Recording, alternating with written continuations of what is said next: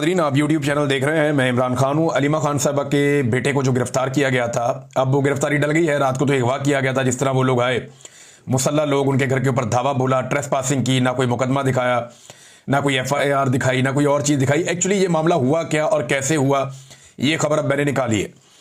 ये पाकिस्तान की एस्टेब्लिशमेंट ने अभी तय किया था कि अलीमा खान साहबा को सख्त पैगाम दिया जाए, क्योंकि अलीमा खान साहबा जो हैं वो हर जगह पे इमरान खान साहब के मौक़िफ़ को दोहरा रही हैं और एस्टेब्लिशमेंट को ये लगता है कि अलीमा खानम जो पैगाम देती हैं उसका असर पाकिस्तान में होता है, क्योंकि वो इमरान खान की बहन है और उनकी फैमिली की हैसियत से इमरान खान साहब से मुलाकातें भी रही हैं। लिहाजा जो वो कहती हैं उस पर लोग बिलीव करते हैं। और जो पाकिस्तान तहरीक इंसाफ के वो लोग जिनके ज़रिए से एस्टेब्लिशमेंट कोई चीज़ें मार्केट में लॉन्च करना चाहती हैं, अब वो चीज़ें बेअसर हो जाती हैं। मिसाल के तौर पर तहरीक इंसाफ के कुछ लोग ऐसे हैं जो एस्टेब्लिशमेंट से राब्ते में हैं। कोई बुरी बात नहीं है, सियासतदानों का काम ही राब्ता करना होता है, लेकिन एस्टेब्लिशमेंट उनके जरिए से बड़े तरीके से अपना बयानिया मार्केट में लॉन्च करती है। लेकिन जब भी कोई बयानिया लॉन्च किया जाता है, इमरान खान साहब की फैमिली से लोग कोई ना कोई स्टेटमेंट दे देते हैं और वो सारा का सारा बयानिया जो है वो दबरदूस हो जाता है, फारिग हो जाता है। इसीलिए जो है वो बुशरा बीबी को भी जेल के अंदर रखा गया, बार बार इमरान खान की बहनों को भी गिरफ्तार किया गया, लेकिन इंपैक्ट बहुत बड़ा आता है। लिहाजा इमरान खान साहब की बहनों ने ऐसा कुछ किया भी नहीं, उनके खिलाफ कोई सबूत भी नहीं है कि उन्हें लंबे अरसे तक अंदर रखा जा सके। तो अब इमरान खान की बहनों को दबाव में लेने के लिए खासतौर पर अलीमा खान साहबा को ये फैसला किया गया। पाकिस्तान की एस्टेब्लिशमेंट और ये जो पंजाब गवर्नमेंट है, इन्होंने मिलकर ये तय किया कि उठा लिया जाएगा अलीमा खान के बेटे को। अच्छा, जिस बेटे को उठाना था उसका नाम शेरशाह है। शेरशाह जो है वो यहाँ बरतानिया में था पहले। मेरी उससे यहाँ पे एक मुलाकात भी हुई एक जगह पे, और जब डॉक्टर आरिफ अलवी साहब आए थे गालिबन तब मुलाकात हुई थी। तो उसको इस बात का आइडिया था कि उसे गिरफ्तार कर लिया जाएगा, लेकिन जब वो पाकिस्तान वापस गया तो उसके बाद अब उसके भाई को गिरफ्तार किया गया। जो छापा मारा गया था वो शेरशाह के लिए मारा गया था और यह तय पाया था कि अलीमा खानम के बेटे शेरशाह को गिरफ्तार किया जाएगा या उसे गायब किया जाएगा। जो भी करना है उसके बेटे के साथ करना है और इससे अलीमा खानम के ऊपर दबाव डालना है। तो जब रात को पुलिस वहां पे पहुंची और बाकी लोग पहुंचे नकाबपोश, तो इन्होंने जाके घर पे धावा बोला। कुछ जो बेचारे मुलाजमीन वहां काम करते हैं उनको मारा कुटा। इससे पहले उनका एक ड्राइवर जिसको पहले बहुत मारा था वो छोड़कर भी चला गया था। किसी को उठा के गायब भी कर देते हैं घर में से। तो अब उनके बेटे को जब पकड़ा तो पता चला ये तो दूसरा बेटा है, ये तो शारेज है। तो शारेज जो है वो एक बैनुल-अक़वामी एथलीट है जो पाकिस्तान की नुमाइंदगी भी करता है। और अलीमा खानम के दूसरे बेटे को पकड़ लिया और पकड़ के ले गए। अब ये जब किसी जगह के ऊपर रेड मारते हैं ना, तो इनको आइडिया भी नहीं होता, क्योंकि बड़ी उजलत के अंदर रेड मारते हैं, इन्हें रिएक्शन का खतरा भी होता है, तो ये फौरी तौर पे वहां से निकलने की करते हैं। तो ये वहां से अलीमा खानम के दूसरे बेटे को लेकर निकल गए और फिर रात को एक मीटिंग होती है। जब ये सोशल मीडिया पे शोर मचता है, हर तरफ खबर जाती है और पता चलता है कि ये तो अलीमा खानम का दूसरा बेटा है, तो फिर ये तय किया गया, सो व्हाट, अगर ये दूसरा बेटा भी है तो अलीमा खान का बेटा, दबाव डालो, दबाव बढ़ाओ। एस्टेब्लिशमेंट जो है वो ये तवक्को कर रही थी कि अलीमा खानम का जो बेटा जो दरकार था, जिसे पकड़ना था, शेरशाह, वो कहीं सामने नहीं आएगा और अब वो रूपोश हो जाएगा। लिहाजा ये जो बेटा आपने पकड़ लिया ना, ये काफी है, इसके जरिए से अलीमा खानम पे हम दबाव डालेंगे। अब हुआ ये कि ये फैसला कर दिया गया और ये तो पहले से तय था कि इसको पेश अगर करेंगे तो फिर इसका रिमांड लेंगे, और जज तो वही करते हैं ना बेचारे, जो उनको एस्टेब्लिशमेंट के ऊपर दबाव डालती है। कुछ जजेस ने बड़ी हिम्मत दिखाई और बार बार दिखाई, उन्हें सैल्यूट करना चाहिए सारी कौम को। लेकिन बहुत सारे जजेस जो अब लाकर बिठाए गए मुख्तलिफ जगहों पर अपनी मर्जी के, वो जजेस इंसाफ की फराहमी नहीं कर रहे, बल्कि बुरी तरह नाकाम है इंसाफ फराहम करने में, या कंप्रोमाइज में आप ये समझ लें। बहरहाल जज के सामने पेश किया गया तो शेरशाह वहां पे भी आ गया। जिस बेटे को गिरफ्तार करना था, पकड़ना था, वो पहुंच गया वहां पे अदालत में, और जिस बेटे को गलती से पकड़ लिया था, जज ने उसका 8 दिन का रिमांड भी दे दिया। अंदाजा करें आप। तो ये जो 8 दिन का रिमांड हुआ है, इसमें जज साहब को बताया गया कि जनाब ये तो नौजवान यहां पे था ही नहीं, ना इसका सियासत से कोई ताल्लुक है, ना ये अपने मामू की सियासत के अंदर किसी किस्म का कोई इंटरफेयर करता है, ना ये उनके साथ रहता है। तो ये जो बेटा है अलीमा खान का बड़ा वाला शारेज, ये 6 मई से लेकर 13 मई तक चित्राल में था। यानी 6 से 13 मई तक ये नौजवान चित्राल में था। ये उधर था ही नहीं, ये लाहौर में था ही नहीं जहां पे इस पे मुकदमा दर्ज किया गया। तो जज ने कहा ठीक है जी, आपका मौकिफ आ गया, वकला ने बताया कि यहां पे नहीं था, लेकिन ये अब पुलिस तय करेगी कि ये था या नहीं, लिहाजा मैं 8 दिन का रिमांड दे रहा हूं। ऐसे मामलात में जज सिंपल ये करते हैं कि मुलजिम को जमानत दे देते हैं और उसको बाउंड कर देते हैं कि आपने पुलिस के साथ शामिल तफ्तीश होना है। 27 महीने तक ये बंदा इधर ही था, अलीमा खानम का ये बेटा 27 महीने तक इधर ही था। कभी अलीमा खानम की गाड़ी भी चला लेता है, कभी उनके साथ आता जाता भी है, उनको हेल्प आउट भी करता है, कभी कोई सामान छोड़ने भी चला जाता है। इसको 1-2 दफा देखा भी गया है, लेकिन ये सिर्फ अपनी मां की हेल्प की हद तक था। इसका सियासत से कोई ताल्लुक नहीं। 27 महीने अलीमा खानम का ये बेटा यही था। 27 महीने किसी कानून नाफिज करने वाले इदारे को कोई ख्याल नहीं आया, ये सबके सामने था। जज ने ये सवाल भी नहीं पूछा। 27 माह के बाद एक बंदे को पकड़ा जो 27 माह कहीं भी भाग के नहीं गया, और जज ने उसका 8 दिन का रिमांड दे दिया, ये कह करके ठीक है जी, अगर नहीं भी था शहर में तो चलो पुलिस तसल्ली कर ले, अपनी तफ्तीश कर दे। और भाई तफ्तीश तो एक बंदे को आप जमानत दे दें उसके बाद भी हो जाती है, शामिल तफ्तीश हो जाता है वो बंदा। तो ये जज साहब ने ज्यादती की, और ये सिर्फ एक सेट पैटर्न है, ये एक तरीका वारदात है जिसके जरिए से अलीमा खानम के ऊपर अब दबाव डालना है। देखिए ये फैसला कर लेते हैं ना बादशाह सलामत, या फैसला कर लेती है मलका आलिया या कोई टिकटॉकर शहजादी, तो फिर ये बंदा पकड़ लेते हैं, बाद में सोचते हैं बंदे का करना क्या है। अब वो जो बेटा जिसको गिरफ्तार करना था, जिसका नाम शेरशाह है, वो पहुंच गया अदालत में। जब वो वहां से निकला तो उसका ताकुब शुरू कर दिया गया। उसके पीछे लग लग के काफी दूर जाके उसको भी सादा कपड़ों में लोग उतरे, उन्होंने उसकी गाड़ी को घेरा, उसे गाड़ी से निकाल के अगवा करके उसे भी ले गए। अब वो जो शेरशाह है उसको भी अगवा कर लिया गया। अच्छा, शेरशाह के बारे में ना थोड़े दिन पहले शेर अफजल मरवत साहब ने एक दावा किया था। शेर अफजल मरवत ने कहा था कि अलीमा खान साहिबा ने कोई डील की हुई है फौज के साथ। ये शेर अफजल मरवत ने कहा था कि अलीमा खानम साहिबा ने कोई फौज से एस्टेब्लिशमेंट को डील की हुई है, और उनका जो बेटा है शेरशाह वो इसी डील के तहत पाकिस्तान वापस आया है, और ये बेटा जो है वो खुला फिरता है, इसे कोई गिरफ्तार नहीं करता। उसकी वजह यह है कि अलीमा खान ने डील की हुई है। ये शेर अफजल मरवत का दावा था। अब जनाब शेर अफजल मरवत का ये जो दावा है, ये कैसा दावा है कि दोनों बेटे ही गिरफ्तार हो गए। ये नहीं पहले एक बेटा गिरफ्तार हो गया जो तो बिल्कुल ही बेगुनाह है, वो तो कभी गया ही नहीं उस तरफ, और बाद में जनाब जो दूसरा बेटा है उसे भी गिरफ्तार कर दिया गया। ये इंतहाई अफसोसनाक सूरत हाल है। एक खातून को दबाव में डालने के लिए ये सब कुछ किया जा रहा है, जिसकी आइन में और कानून में किसी किस्म की कोई गुंजाइश नहीं है। ये है क्या?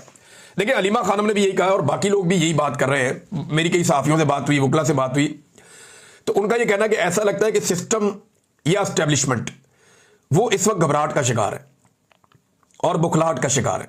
एक ऐसी फ्रस्ट्रेशन है जिसमें उन्हें समझ नहीं आ रही वो करे क्या, तो वो ताकत का अंधाधुंध इस्तेमाल कर रहे हैं।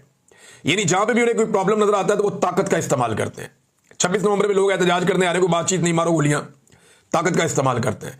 इमरान खान को जेल में रखा हुआ है, कोई मुकदमा नहीं, कोई चक्कर नहीं, ताकत का इस्तेमाल कर रहे हैं। पाकिस्तान तहरीक इंसाफ की चादर और चारदीवारी का तकद्दुस पामाल, ताकत का इस्तेमाल हो रहा है। अलीमा खानम साहबा बाहर आके बात करती हैं, इमरान खान साहब का पैगाम पहुंचाती हैं, तो उनके दोनों बेटों को उठाकर अगवा कर लिया गया। एक के ऊपर अब मुकदमा डाल दिया गया, दूसरे का भी कुछ पता नहीं है, ताकत का इस्तेमाल कर रहे हैं। तो हर जगह पे पाकिस्तान तहरीक इंसाफ के खिलाफ हो या पाकिस्तान की आवाम के खिलाफ हो, पाकिस्तान की मिलिट्री एस्टेब्लिशमेंट सिर्फ ताकत का इस्तेमाल कर रही है।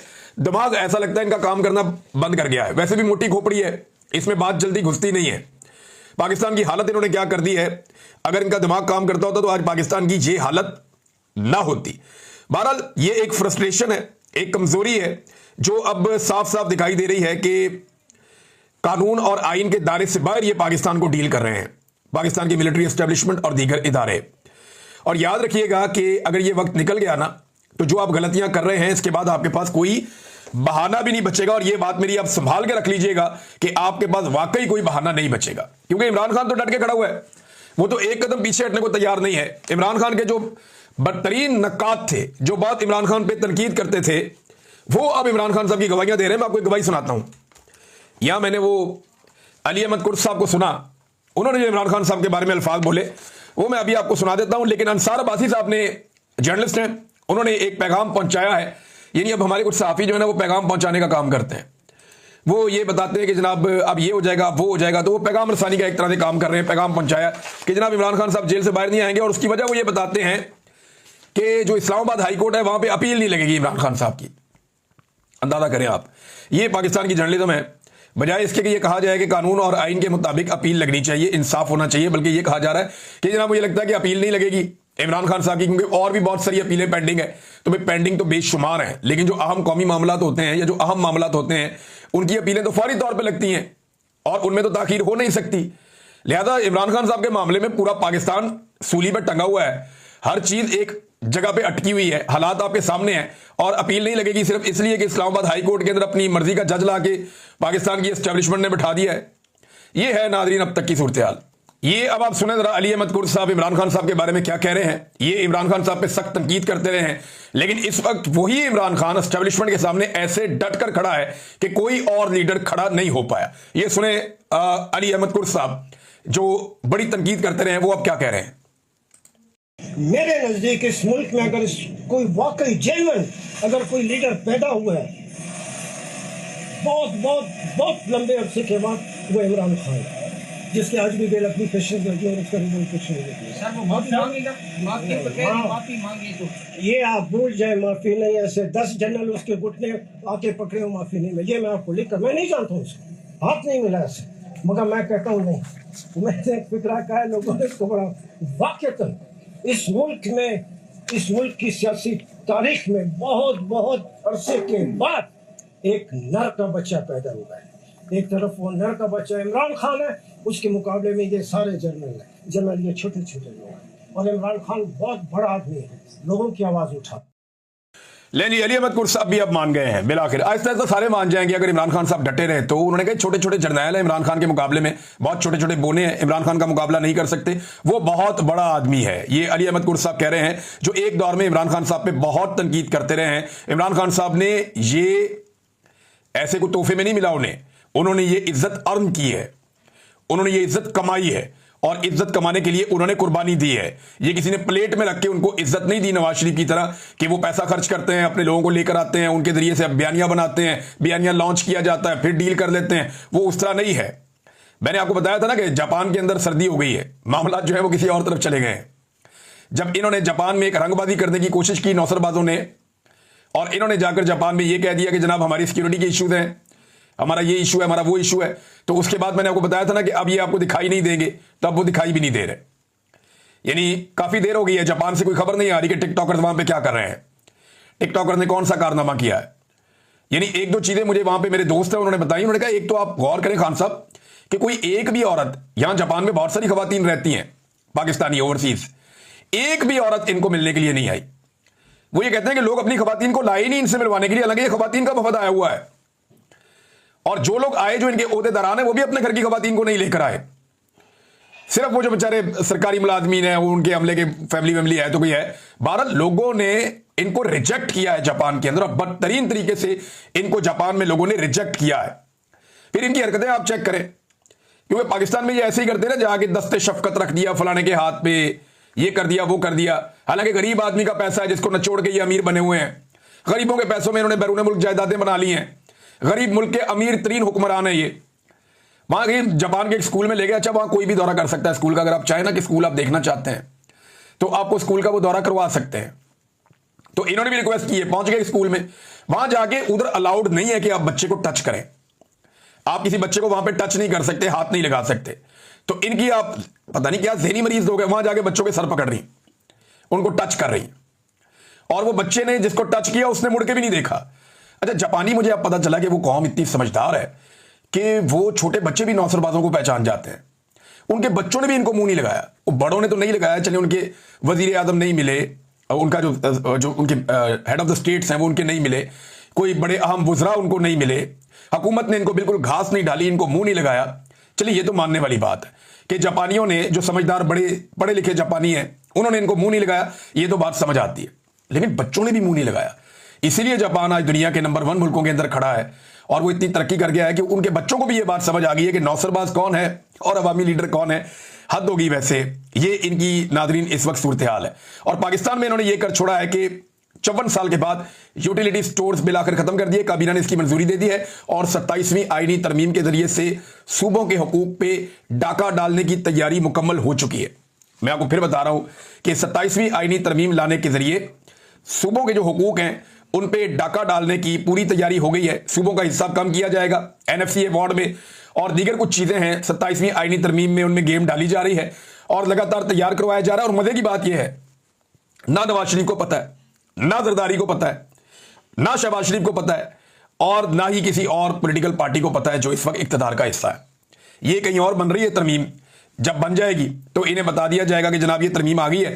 फिर बिलावल कहेगा जी ब्रूट मेजॉरिटी, डंडे वाली जमहूरियत। फिर बिलावल इस तरह के नारे लगाएगा जोर जबरदस्ती करके, एक और ऐसी तरमीम जो सूबाई खुद मुख्तारी को खत्म कर देगी, एक और ऐसी तरमीम जो सिंध के हारियों से पानी छीन लेगी, फिर एक और ये बाप बेटा मिलकर कोई ना कोई गेम डालेंगे और बाद में कहेंगे जी हम बड़े जमहूरी हैं और अवाम के हक के लिए खड़े हैं। हालांकि इन्होंने हमेशा कौम के साथ फ्रॉड किया है। नाज़रीन, डॉक्टर मारिंग बलोच साहिबा को अदालत में पेश किया गया कोयटा में, और डॉक्टर मारिंग बलोच साहिबा थी और बलोच यकजहती कमेटी के जो दीगर लीडर्स हैं उनको पकड़ा गया।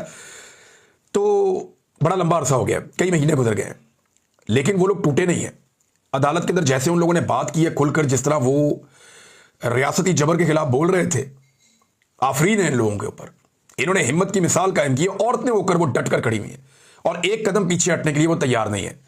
डॉक्टर मारिंग बलोच हो गई, यास्मीन राशिद हो गई, या बुशरा बीबी को भी आप ले लें, वो अपने खावंद के साथ डट के खड़ी है। उनके पास भी ऑप्शन है कि वो अपने खावंद को छोड़ दें या अपने शौहर का साथ देना छोड़ दें, तो उनके लिए आसानियां पैदा हो सकती हैं। तो जो खवातीन डट कर खड़ी हैं उनका तारीख में नाम लिखा जाएगा, और मारिंग बलोच उन खवातीन में से एक सफ़े अव्वल पे खड़ी हुई एक खातून है। ये मारिंग बलोच साहबा कहती हैं कि ये एक फेल्ड रियासत है, जेलों की दीवारें कभी भी माओं के हौसलों से ज्यादा बुलंद नहीं होती, अस्करी अदालतें हैं ये, हमें यह इंसाफ नहीं मिलेगा। हम सिर्फ 5 लोग नहीं हैं बल्कि हम पूरा बलूचिस्तान है, और ये एक अस्करी रियासत बन गई है जहां तमाम इदारे अस्करी इदारे बन चुके हैं। उन्होंने कहा इन्हें मालूम ही नहीं है कि बलूचिस्तान में इनकी रिट खत्म हो गई है, यानी बहुत तनकीद की मारिंग बलोच साहिबा ने। लेकिन देखें, एक बात ना पाकिस्तान की एस्टेब्लिशमेंट नहीं समझ रही। एक खातून के साथ ज्यादती हुई थी बलूचिस्तान में, अकबर बुगटी खड़ा हो गया था, परवेज मुशर्रफ ने इंसाफ नहीं किया और आज तक हजारों लाशें वहां पे बलूचिस्तान में दफन हो चुकी हैं। ये आग लगी हुई है पूरे बलूचिस्तान में, सड़कों पे आपकी रिट है नहीं, लोगों के सीनों के अंदर एक बहुत गुस्सा है, लवा पक रहा है। पाकिस्तान की मिलिट्री एस्टेब्लिशमेंट डंडे से, ताकत से हर चीज को सोचती है, उन्हें आइडिया नहीं है कि मामला किस तरफ चला गया बलूचिस्तान में। इवन कबायली इलाकों में ना सिर्फ बलोच नाराज हैं बल्कि जो कबायली पश्तून हैं हमारे, वो बहुत सख्त नाराज हैं, उनके साथ बहुत ज्यादतियां की गई हैं और लगातार की गई हैं। बलूचिस्तान की एक बेटी के साथ बलूचिस्तान में वाकया हुआ था और आज तक आप संभाल नहीं पाए, और दोबारा खवातीन के साथ इसी तरह की हरकत बलूचिस्तान में की जा रही है, जुल्म किया जा रहा है, उन्हें गैर कानूनी तौर पे गिरफ्तार करके जबरन हिरासत के अंदर रखा हुआ है और अदालतों को इस्तेमाल किया जा रहा है इस मकसद के लिए। तो वो तो डट के खड़े हो गए थे, हमें फर्क ही नहीं पड़ता, हम सरेंडर नहीं करेंगे, और जो लापता अफराद का मामला है उससे भी पीछे नहीं हटेंगे, और जो बलूचिस्तान के हकूक हैं उन मामला से भी पीछे नहीं हटेंगे। नादरीन, शहरियार अफरीदी साहब ने एक इशारा दिया कि इमरान खान साहब ने कहा था कुछ लोगों को पार्टी से निकालने के लिए, फिर उन्होंने कहा वो टॉक शो में बोलते हुए कि एक तो वो बड़ा लंबा अरसा गायब हो जाते हैं, इमरान खान साहब का मौक़िफ़ पेश करने के लिए भी शायद शहरियार अफरीदी साहब जो है वो अवेलेबल नहीं होते, काफ़ी लंबा अरसा पाकिस्तान से बाहर चले जाते हैं, अमेरिका चले जाते हैं, बरतानिया चले जाते हैं, कहीं ना कहीं वो चले जाते हैं लंबे अरसे के लिए। इनका नाम कभी ECL में नहीं डलता, आप हैरान होंगे। इमरान खान की सारी फैमिली का नाम ECL में है, बहुत सारे और लोगों का नाम ECL में है, शहरियार अफरीदी साहब का नाम, चले अच्छी बात है, वो मफामत के साथ चलते हैं, लेकिन कम से कम जो लोग आवाज़ उठा रहे हैं उनके साथ तो ज्यादती ना करें। अब मैं आपको जो खबर दूंगा, मैं आपको पूरे वसूख के साथ खबर दूंगा। ये प्रोपेगेंडा किया जाता है, शेर अब्दुल मरूफ साहब ने भी कहा था, अब शहरियार अफरीदी साहब भी कह रहे हैं कि जनाब जो शहबाज गिल साहब हैं, डॉक्टर शहबाज गिल साहब को इमरान खान साहब पार्टी से निकालना चाहते हैं, ये दावा किया जाता है। ऐसा नहीं है। अभी मेरा जो जेल के अंदर सोर्स है उन्होंने मुझे बताया कि इमरान खान साहब ने कैटेगोरिकली कहा कि शहबाज गिल को पार्टी से कोई ना निकाले। ये इमरान खान साहब ने कैटेगोरिकली एक बात की है जो मेरे तक पहुंची है, मेरे पास इसका सबूत भी मौजूद है कि इमरान खान साहब ने जेल में ये बात की है, क्योंकि जो इमरान खान साहब से मिला था डायरेक्ट उसने ये बात सुनी और उसने ये बात बताई है। अब शहरियार अफरीदी साहब कहते हैं कुछ लोग ब्लॉगर बन के इमरान खान का चूरन बेच रहे हैं, खान की तस्वीर लगाकर तासुर दिया जा रहा है कि तहरीक इंसाफ फौज के खिलाफ। ये तो कोई नहीं कहता, इमरान खान तो खुद कहता है कि फौज भी मेरी, मुल्क भी मेरा। प्रॉब्लम तो मिलिट्री एस्टेब्लिशमेंट की पॉलिसीज से है कि फौजी क़यादत की जो पॉलिसीज हैं वो मुल्क के हक में नहीं है, वो खराब पॉलिसीज है। फौज तो हमारे माथे का झूमर है, हमारे सर का ताज है, और इसी तरह बाकी इदारे भी हैं। जो पाकिस्तान के लिए कुर्बानी देगा वो हमारे लिए बहुत मुकद्दम है, बड़ा मोहतरम है। लेकिन जो गंद मारेगा, अवाम के साथ ज्यादती करेगा, जुल्म करेगा, अपनी हलफ की खिलाफ वर्जी करेगा, वो भाड़ में जाए भाई, हमारी कोई हमदर्दी उसके साथ नहीं है। तो अब ये जो है ना शहरियार अफरीदी साहब ये बातें कर रहे हैं कंट्रोवर्शियल, और तनकीद नून लीग पे करने की बजाय या इदारों की गलत पॉलिसियों पे तनकीद करने की बजाय ये पाकिस्तान तहरीक इंसाफ के अंदर नकब लगा रहे हैं। शहरियार अफरीदी साहब को सिर्फ मैं इतना कहता हूं कि अगर शहबाज गिल साहब ने बताया ना कि इमरान खान ने आपके बारे में जेल में क्या कहा था, तो वो सबूतों के साथ बता सकते हैं कि इमरान खान ने जेल में आपके बारे में क्या कहा था, आपको बहुत शर्मिंदगी हो जाएगी जो इमरान खान की आपके बारे में राय है। बहरहाल अब ये शानदाना गुलजार साहब और शहरियार अफरीदी साहब जो हैं वो एक साथ ही इनके साथ मामलात हुए थे और कुछ तकालीफ इन्होंने एक साथ देखी थी। लेकिन शांताना गुलजार साहिबा ने बहुत बहादुरी का सबूत दिया है और खातून होने के बावजूद वो बहुत सारी जगहों पे बहुत डट कर खड़ी हुई हैं। अब इख्तलाफ कर सकते हैं बहुत सारी जगहों पे उनके साथ, लेकिन वो बहुत डट कर खड़ी हुई हैं और मजबूती का उन्होंने मुजाहरा किया है। जबकि शहरियार अफरीदी साहब ने कैमरा ऑन होते ही हमेशा अपने आंसू दिखाए हैं, अपना दुख दिखाया है, रोना शुरू किया, जी मुझे बहुत तकलीफ हुई है। हालांकि मैं जाती तौर पे जानता हूं कि शहरियार अफरीदी साहब से बहुत ज्यादा तकालीफ पाकिस्तान में लोगों ने बर्दाश्त की है, लेकिन उनके चेहरों पे हमेशा मुस्कुराहट रही है, वो हमेशा डट कर खड़े रहे हैं। नाज़रीन, एक आखिरी खबर यह है कि ये गवर्नर खैबर पख्तूनख्वा जो कुंडी साहब हैं, फैसल करीम कुंडी साहब, उन्हें सैलाब ज़दगान की इतनी ज़्यादा तकलीफ है और इतना ज़्यादा उन्होंने दर्द महसूस किया कि इस दर्द को लेकर वो यूरोप की ठंडी हवाओं में ब्रसल्स पहुंच गए और वहां उन्होंने दावतों में शिरकत की। इस गम को दूर करने के लिए उन्हें मुख्तलिफ तहाइफ दिए गए, फूलों के तहाइफ दिए गए इस गम को दूर करने के लिए।